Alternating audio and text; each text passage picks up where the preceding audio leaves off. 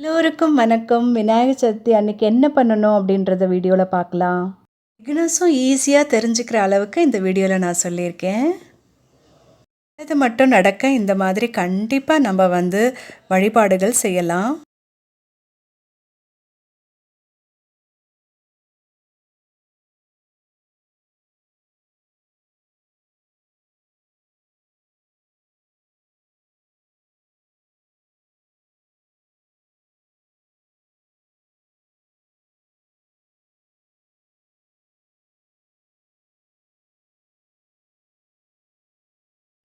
Hi viewers. Hi viewers. Welcome to Sesame.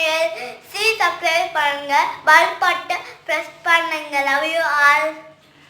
Hi viewers, welcome to ஆத்து சமையல். இப்போ ஒரு இன்ட்ரெஸ்டிங் வீடியோ தான் நீங்கள் பார்க்க போகிறீங்க. வீடியோ பார்க்கறதுக்கு முன்னாடி சப்ஸ்கிரைப் பண்ணாதீங்க, ப்ளீஸ் சப்ஸ்கிரைப் பண்ணுங்கள். பக்கத்தில் இருக்க பெல் பட்டன் ப்ரெஸ் பண்ண மறந்துடாதீங்க. கண்டிப்பாக லைக் பண்ணுங்கள், அப்போ தான் எனக்கு நல்லா தெரியும். லைக் பண்ணலைன்னா உங்களுடைய கமெண்ட் அதில் மென்ஷன் பண்ணுங்கள். ஸோ ப்ளஸ் மைனஸ் எனக்கு ரொம்பவே மோஸ்ட் இம்பார்ட்டன்ட். இந்த வீடியோ இப்போது நம்ம போய் பார்க்கலாம்.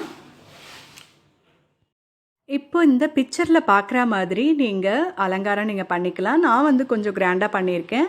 பட் நீங்கள் சிம்பிளாக கூட நீங்கள் பண்ணலாம். நான் எங்கள் ஆற்றுல பார்த்தேன்னா இந்த பிள்ளையார் வாங்கி அதை கிணத்துல போடுவாங்க இல்லையா, அந்த வழக்கம் இல்லை. ஆற்றுல இருக்கிறதே பிள்ளையாரே நாங்கள் வச்சு வழிபடுவோம். இப்போ பார்த்திங்கன்னா இந்த உருளியில் தண்ணி விட்டு அதில் நான் பூ இதெல்லாம் வச்சு நான் பூஜை பண்ணி உங்களுக்கு நான் காமிச்சிருக்கேன். இதே மாதிரி பண்ணணும்னு உங்களுக்கும் விருப்பம் இருந்தால் நீங்கள் பண்ணிக்கலாம். எப்போவுமே இந்த உருளியில் அதாவது தண்ணீர் விட்டு அந்த பூவெல்லாம் போட்டு பண்ணிங்கன்னா ரொம்பவே நல்லாயிருக்கும் பார்க்குறதுக்கு அழகாக.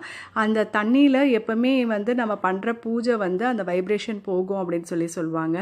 இந்த மாதிரி பழங்கள் நான் வாங்கி வச்சுருக்கேன். நீங்களும் அந்த அன்னைக்கு பழங்கள் வாங்கி வைக்கலாம். மஞ்சள் குங்குமம், இந்த மாதிரி தேங்காய், பழம், வெத்தலைப்பாக்கு இதெல்லாம் வச்சு நீங்கள் பூஜை பண்ணலாம். என்னென்ன வாங்கணும் அப்படின்றத நான் போட்டிருக்கேன். நீங்கள் ஸ்க்ரீன்ஷாட் எடுத்து நீங்கள் அதெல்லாம் நீங்கள் வாங்கிக்கலாம். அப்புறம் கண்டிப்பாக அருகம்புல் நீங்கள் வாங்கிக்கணும். உதிரிப்பூ வாங்கி அதில் பூஜை பண்ணலாம். பூஜை அறையை இந்த மாதிரி நல்லா அலங்காரம் பண்ணி நீட்டாக முதல் நாளே கூட நீங்கள் ரெடி பண்ணி வச்சுக்கலாம். என்னென்ன பண்ணணும் கொழுக்கட்டை அப்படின்னு சொல்லி நான் போட்டிருக்கேன். இதில் எந்த கொழுக்கட்டை உங்களுக்கு பண்ண முடியுதோ அதை நீங்கள் பண்ணலாம். இது சாரப்பருப்பு. ஆக்சுவலாக ஜெயா டிவியில் கூட நான் பண்ணியிருந்தேன், பாயாசம் பண்ணி காமிச்சேன். ஸோ அது சிம்பிளாக அந்த பருப்பு போட்டு கூட பாயாசம் பண்ணலாம். என்னென்ன பண்ணணும் அப்படின்றது இங்கே போட்டிருக்கேன் பாருங்கள். என்ன அந்த அன்னைக்கு பண்ணலாம், என்னென்ன சமைக்கலாம் அப்படின்றத நான் போட்டிருக்கேன். அப்புறம் என்ன ஸ்லோகம் படிக்கலாம் அப்படின்றதையும் நான் இங்கே போட்டிருக்கேன். அதை நீங்கள் வாசிக்கலாம். அதுக்கப்புறம் உதிரி பூவால் நீங்கள் 108 அஷ்டோத்திரம் நீங்கள் சொல்லலாம். இப்போ நான் இங்கே பாருங்கள், எங்கள் ஆற்றுல இருக்கிற அந்த விக்கிரகமே வச்சு நான் பூஜை பண்ணியிருக்கேன். அதுக்கப்புறம் கண்டிப்பாக பூஜைக்கு முன்னாடி இந்த மஞ்சளில் பிள்ளையார் கொஞ்சமாக பிடிச்சி வச்சு பண்ணணும். அது குங்குமம் வச்சு அதுலேயும் நீங்கள் அர்ச்சனை பண்ணலாம். உங்களுக்கே தெரியும், பார்வதி தேவி பிள்ளையார் அந்த மாதிரி தான் பிடிச்சி வச்சு இது பண்ணுவாங்க.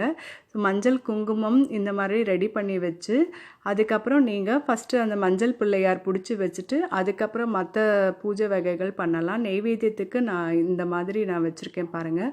வடை, அப்புறம் எள்ளு உருண்டை, இந்த மாதிரிலாம் வச்சுருக்கேன். நீங்களும் இந்த மாதிரி ஏதாவது நீங்கள் ட்ரை பண்ணலாம். அப்புறம் கண்டிப்பாக அருகம்புல்லால் அர்ச்சனை பண்ணணும். அதுக்கப்புறம் இந்த மாதிரி வடை, இந்த பூர்ணம் கொழுக்கட்டை இதை நீங்கள் யூஸ் பண்ணிக்கலாம். நீங்கள் கண்டிப்பாக பூர்ணம் கொழுக்கட்டை பண்ண தெரிஞ்சவங்க கண்டிப்பாக பண்ணுங்கள். அது ரொம்பவே டேஸ்டியாக இருக்கும்.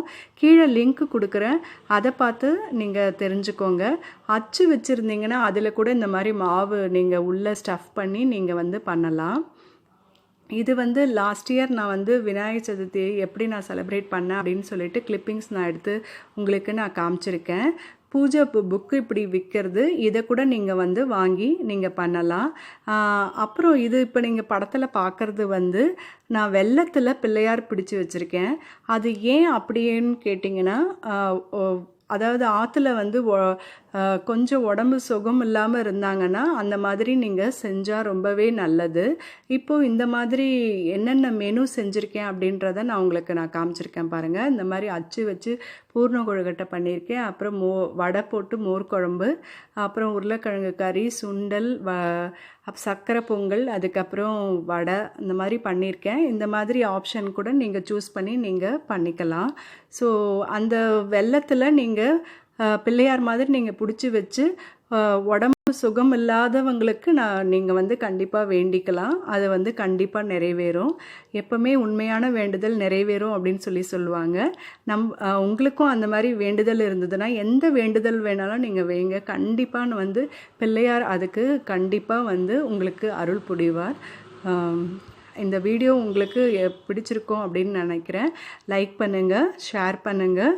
கண்டிப்பாக வந்து உங்களுடைய கமெண்ட்ஸ் எனக்கு போஸ்ட் பண்ணுங்கள். அப்போ தான் வந்து என்னால் கொஞ்சம் இம்ப்ரூவ் பண்ணிக்க முடியும். நெக்ஸ்ட் வீடியோவில் உங்களை சந்திக்கிறேன். தேங்க்யூ.